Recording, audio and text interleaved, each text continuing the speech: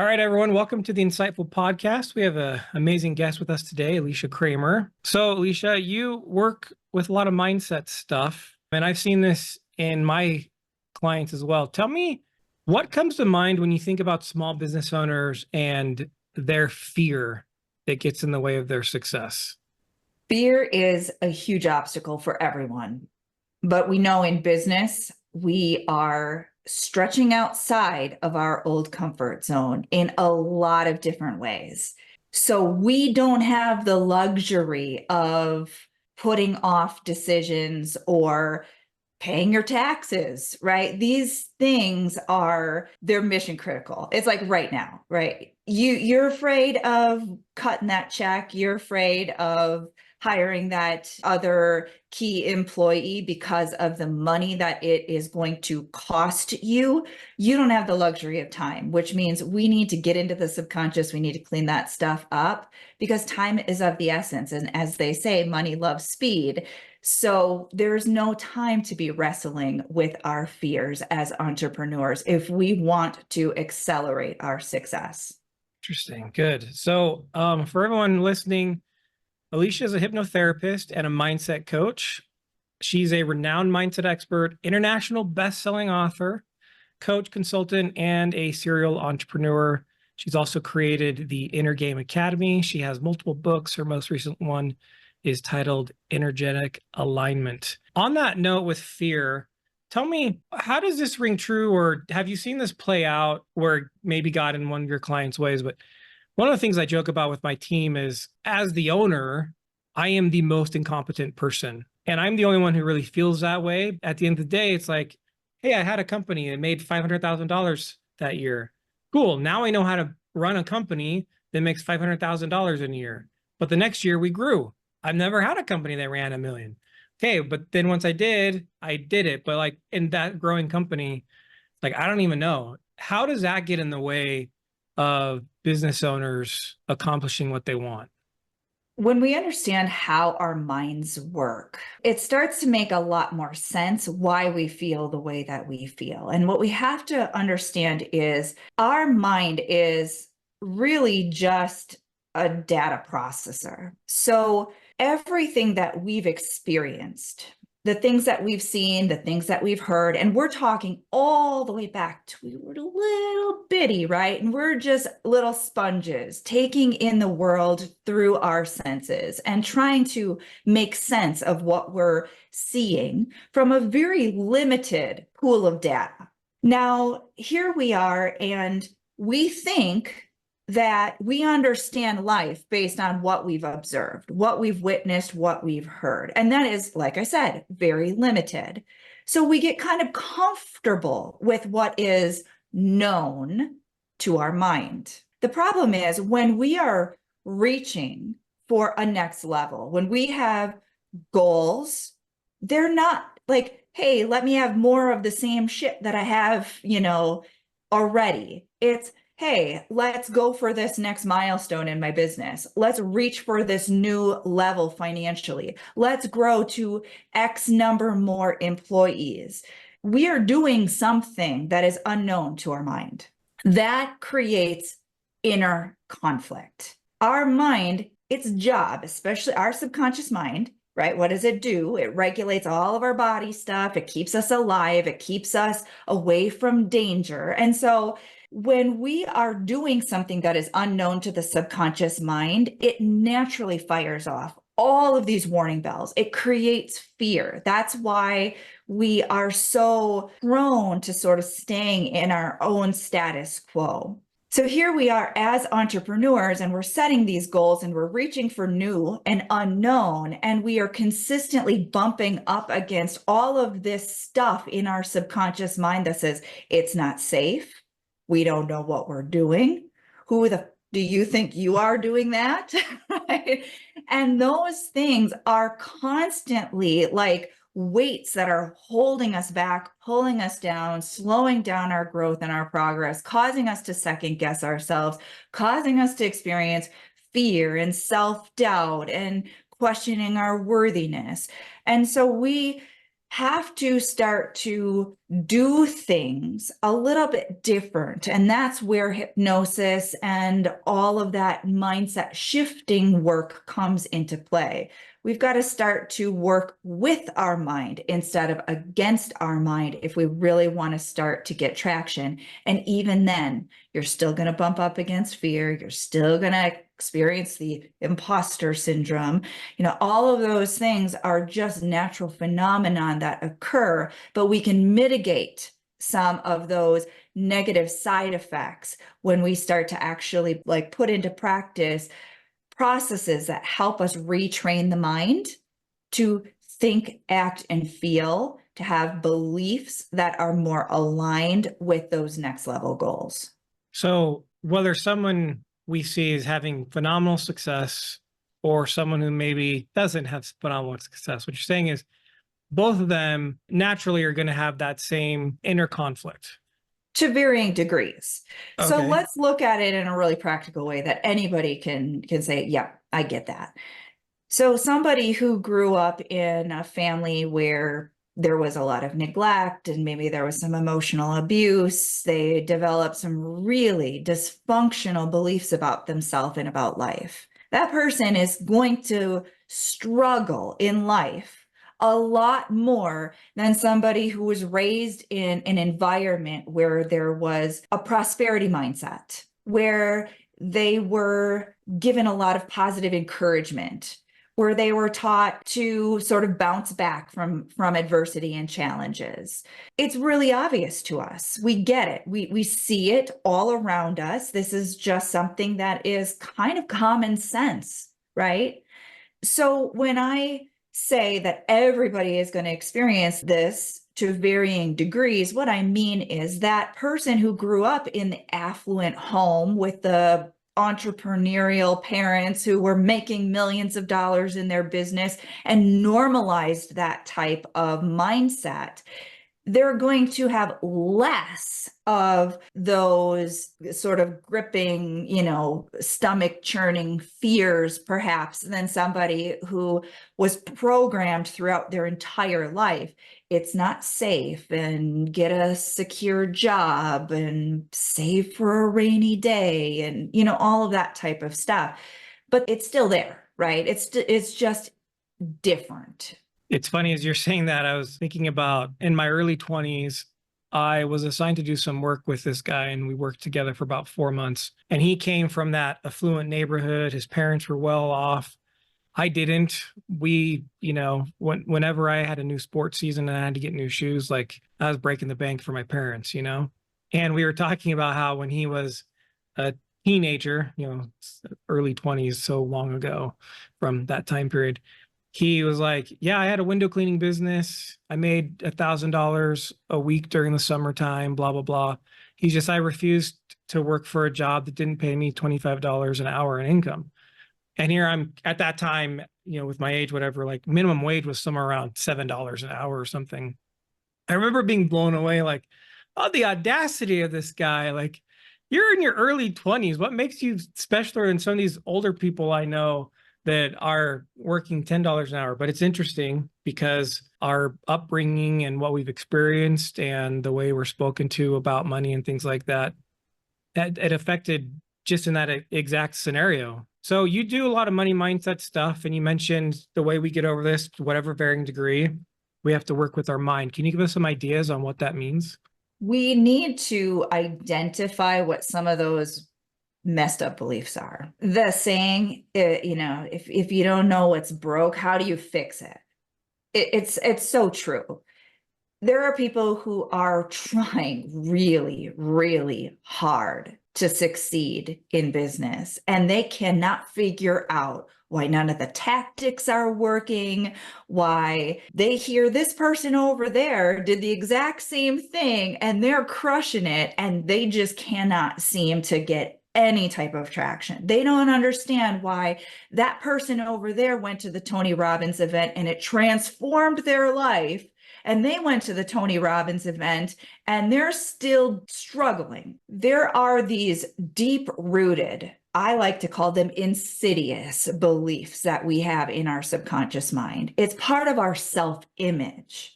The person who is telling themselves that it's always hard, it's always a struggle, nothing works for me, they don't even recognize that they're doing it because they have become desensitized to the self-talk. Our self-image is so ingrained that it's not even obvious to us what a lot of these beliefs are that are the very beliefs that are creating these challenges and obstacles for us. So when I'm working with a client, or if they are going through one of my programs, like I have the Money Mindset Intensive is a program that I created where I go into this process of uncovering shit that we are doing to ourselves so that we can begin to reprogram ourselves. Now, what a lot of people don't realize is that our most deep-rooted beliefs, the ones that are really messing with us, have a lot of negative emotional charge. So what I mean by that is the stronger and more intense the emotion, the more anchored that belief is.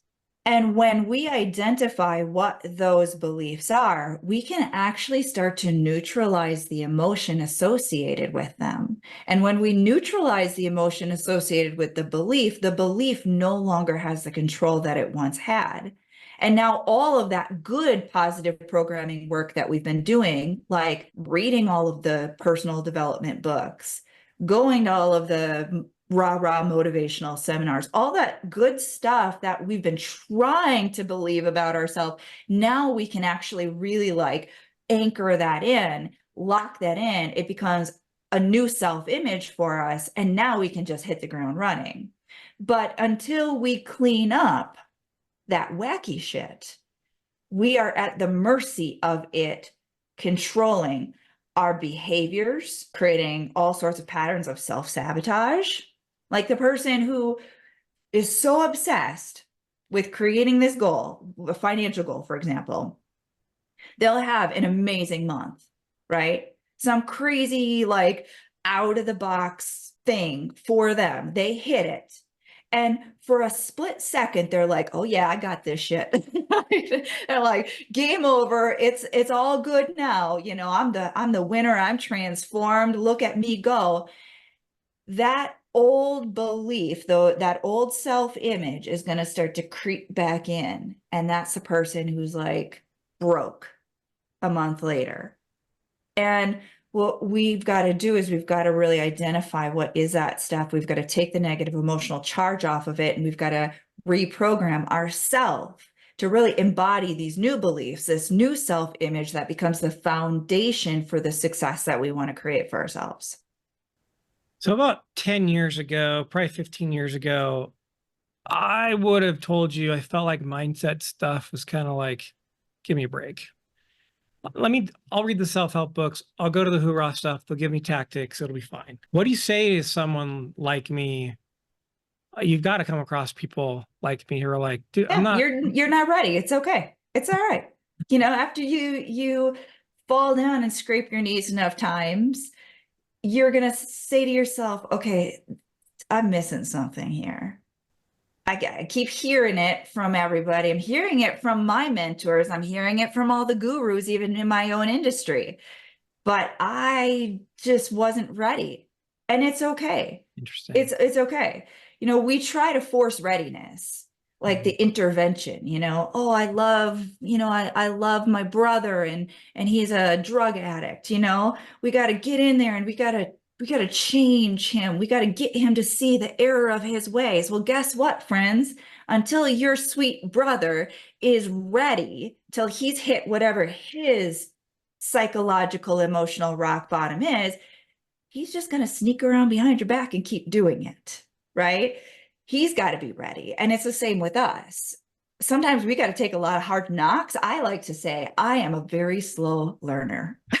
I am an incredibly slow learner. I've been on this journey for a long time, and luckily I've leveraged some of my hard knocks to pull my head out of my ass, and I've achieved some really incredible things. But there's still there's a lot of slow learning stuff going on here, and we have to just accept that, you know, do it your way. Go ahead, do it your way until you get to the point where you're just like, my way is not working. And then you get the help because then you're ready. That's such a great point. So that means if you're listening to this, you're like, man, this isn't for me. Look, that just means you're not ready. And hey, go ahead, keep suffering until you realize it. For me, my rock bottom moment was I had a couple employees at the same time that just were not working out, and I could not bring myself to firing them. I'm like, what is getting in the way? And so I started working with the business psychologist to understand where that was stemming from. And I did a lot of work, like for about 3 years in a row. And that's when I became a believer. So it's interesting too, you mentioned this before, which also resonates with the idea, if I'm not ready, I'm not ready, which means we don't know what we don't know. And I think in this scenario, we need someone like you to help pull out what it is that's in our subconscious or the past experience that we didn't realize actually hindered us. What do you say to that? I've been doing this work for a long time. In fact, it'll be 2 decades in 2026. Now, I've been working exclusively with business owners since around 2011. I've seen firsthand, it does not matter how successful you are. It does not matter how much you've already achieved. It does not matter how much your net worth is. It doesn't matter how large you've grown your business or if you've been struggling for a very long time. Does not matter. The mind works the same for everyone. Now, our experiences have all been slightly, different, but the process is the same. Does not matter how young you are, how old you are, how many books you've read. If you've never cracked a book in your life, does not matter. The process is always the same. And here's an interesting thing. We have a little bit of an idea of what's going on. Now, it's always there. It's not unconscious. We're not completely oblivious to it. We're just desensitized to it.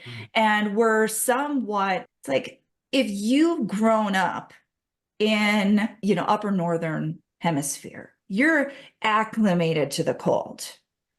Okay. And so it's still cold. You're still like, my body doesn't love this, but you've adjusted to it. You've acclimated to it. You're dealing with it. Our wiring is such that it will adapt. So we adapt to our own bullshit.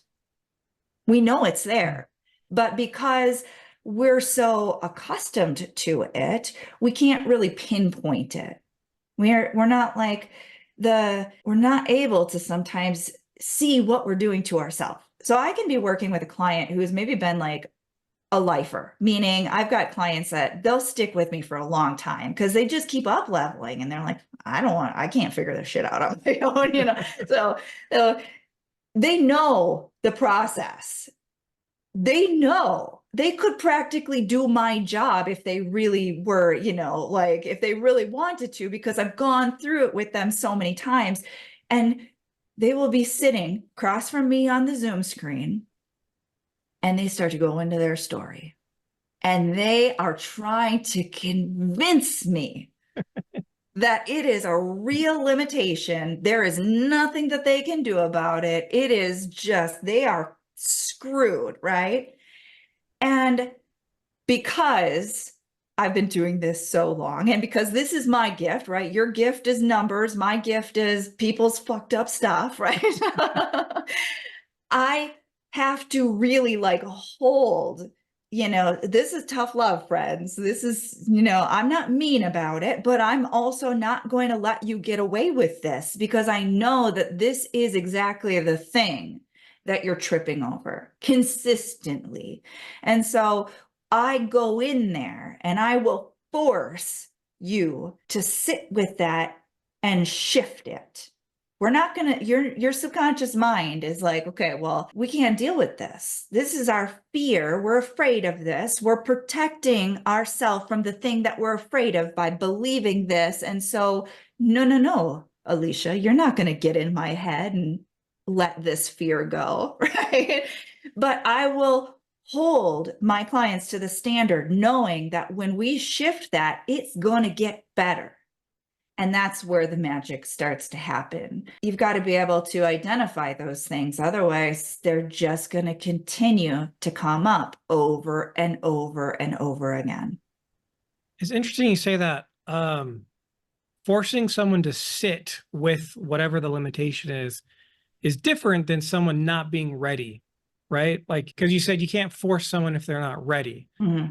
We're talking about someone who's identified, I'm ready to learn. Okay, hey, well, as your coach, I've helped you identify this thing. Oh no, that's not it. No, it is. Let's sit with it. I thought it was interesting to me to think about that. Now, before we wrap up, on your website, I wanted to make sure I asked this question because there was something that was intriguing to me. You talk about universal laws and then man-made success principles. Can you just highlight briefly for us what that means and good or bad? What is that? We as human beings love to know it all, don't we? Like our ego is like, oh shit, I got this figured out. Look at me. I'm the expert. I'm the guru. And throughout, I'd say the past 100, 200 years, there's really been this sort of explosion of understanding universal laws and metaphysical principles. We've really seen that accelerate over the past, couple of decades. But it's been ongoing. It's, it didn't even start with Napoleon Hill writing Think and Grow Rich. It was going on well before that. When you have these incredibly driven entrepreneurial people, right? They are looking for the formula to success, and they're formulating conclusions based on what appears to be a lot of evidence to validate their hypothesis. There is a difference, though, between our hypothesis of what creates success and what actually makes this universe operate. And so, as a student of metaphysics with a master's degree in metaphysical science, right? I've been studying this stuff, and I love studying success principles as well. But I've always been challenging, is this actually aligned with the laws of the universe? Like gravity, we could say, is a law of the universe. It is a law. Just because you don't believe in it doesn't mean it's not affecting you. And just because a bird flies does not mean that gravity isn't a law. It just means that there is another law that is sort of interwoven, supersedes to some extent the law of gravity, but it does not ever negate the law of gravity. Universal laws are like that. They cannot be negated. There is no one that is exempt from the laws of the universe. Success principles are maybe sometimes 80% of the time, 90% of the time. They may be truisms, but they are not absolute law. And when we start to understand the difference between the two, now we are actually allowing ourselves to challenge some of the limits that have been put on us by these success principles and some of the mental that these ideas and these concepts create within us, because a part of us knows that something about it just isn't quite right. And so we embrace and we adopt success principles that are in alignment with us, but we leverage them and use them in a way that is more congruent with how the universe actually works, so that we're not getting in our way with man-made concepts. I love that. I remember when I first read 7 Habits of Highly Effective People, I thought it was the best book ever, because that's how my brain works. It wasn't until like 5 years later that it came up in a conversation and someone was like, I think that's the stupidest book ever. I didn't get it. It's ridiculous. I'm like, what are you talking about? Because this person they operate differently, which is totally fine. I don't know how many times I've had clients that are like, oh my gosh, I tried out this thing and now I'm frustrated. It's not working. Like, yeah, but to your point, those are man-made success principles that worked for one person. And you need to give yourself flexibility and grace to say, like, that doesn't exactly work for me. And it wasn't until I realized that where I could then take information from different places I was going to and realize, look, they're not a bad person just because what they're teaching isn't completely in alignment with what I'm doing. I can pull out what works, but it's our job to understand that element. Like, this is in alignment with me, therefore I'm going to try it out. Or that's not quite in alignment with me. I'm glad, okay, more power to you. That works for you, but not for me. Yeah. Alicia, thank you so much for being on. Tell people how to learn more about you and find out stuff. Everything is going to be available on my website, aliciacramer.com, ALICIACRAMER.com. You can connect with me through social. You can find links to my book, links to my Inner Game Academy. You can book a consultation. You can just snoop around. I've got tons of hypnosis audios and energy releasing processes and mindset trainings and affirmation tracks and all sorts of stuff for reprogramming your mind for free on my YouTube channel. Links to everything is on the website. Excellent. AliciaCramer.com. Check her out, people. You won't be disappointed. Remember, profit is a choice. Have the courage and wisdom to choose it.